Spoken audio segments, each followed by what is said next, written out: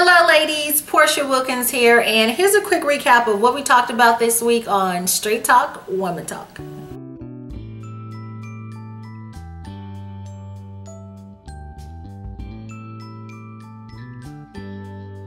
Okay, so as you know, we are still in our series, The Principles of Purpose, and it's amazing the results and the responses that I've been getting from so many women in regards to how this series has impacted their lives. And it's so refreshing to hear that, to know that you're not just getting onto the call live every Monday to get the information or listening to the recording to get the information. You're actually listening with the intent to apply so that you can get results. And there's so many women out there getting results with the teachings. Everybody wants to know what their purpose to do, the work that they're supposed to do in their life. Everybody wants to know, why was I born? Why was I created? What can I do to be fulfilled? And we touch on all of those things in depth, in great detail, backed by biblical principle, so that you can have that as your foundation as you continue on this journey. And so this Monday, we actually dove into the 9th principle of purpose, and it's that your purpose provides substance. Substance is very important. It adds value. It makes things better. In Matthew chapter 5, it says that we are to be the salt of the earth, the light to the world. And what that means is we're supposed to add value. When people get around us, things are supposed to get better. There's supposed to be some flavor added to their dull areas of their life when they become around, when they get around us.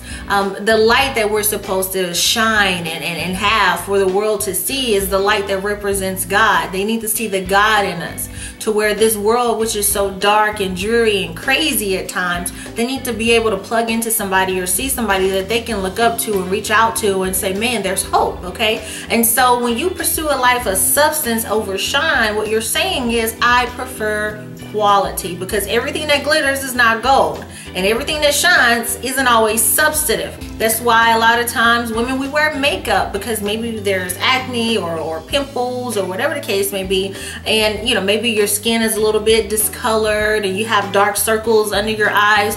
You put on layers of makeup to enhance your beauty. A lot of times, if you're not careful, you can put on too much, and it can actually make your imperfections look worse. And so it is with us when we're out there in the world and we're living our life. If people get up close to you and they look real closely, beyond the made up you, what's behind that? What's behind the makeup? What's behind the public persona? What's behind your title?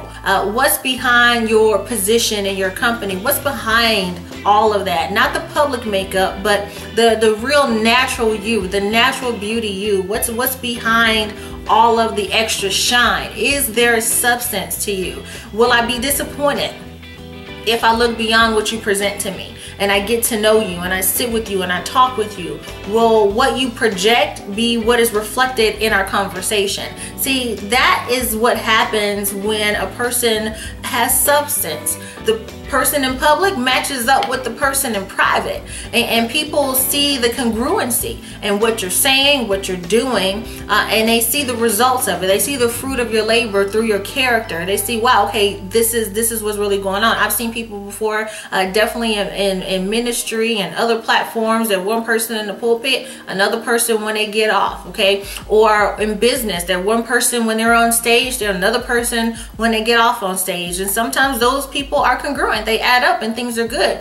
But a lot of times they're not. They're not at all. Who you see in public is not who you are in private. And that's just the way the world is. And so what you have to do is make sure that you understand these principles, so that as you go to pursue your purpose, you are able to sustain the substance that your purpose is going to provide you. You're not projecting one thing when you're really another thing. I'm not talking about faking it till you make it. That's not what we believe in. We believe in faithing it until we make it. I mean, you put in the work, you do the studying, you do the developing, you hone your craft, you sharpen your axe, you define your gifts, and you do work that's in alignment with your purpose. You become better. When you're able to do that, what that does is it refines your character.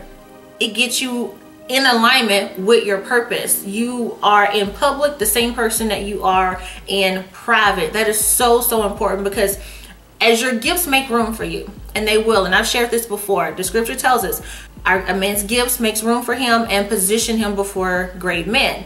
But I've shared as well that your gifts can position you in your room, that your character is, if not developed properly, can get you kicked out of. And so what you don't want to happen, you don't want to get the success and then lose it all because you lack the substance to sustain it. You did all this promoting, you did all this advertising, you got all this shine going on, but when they get to know you, when they see you, will your gifts show up?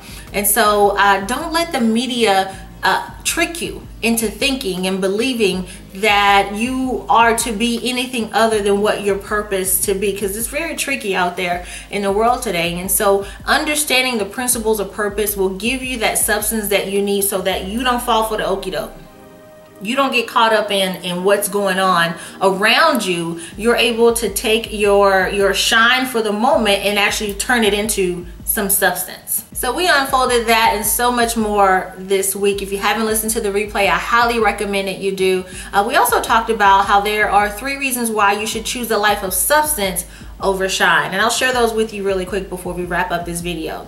The first reason why you should choose a life of substance over shine is that shine gets old with time.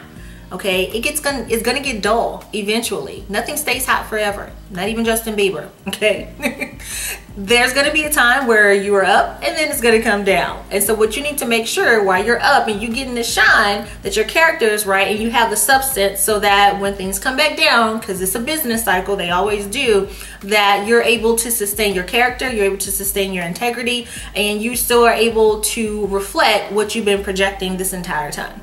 The second reason why you should choose a life of substance over shine is because when you choose shine over substance, what happens is you give other people control of your light. The media begins to dictate what you do. Other people's opinions begin to dictate what you do. And the light that you once had eventually becomes dim because you're listening to everybody else versus what's in your heart. The third reason why you should choose a life of substance over shine is because you begin to buy your own press.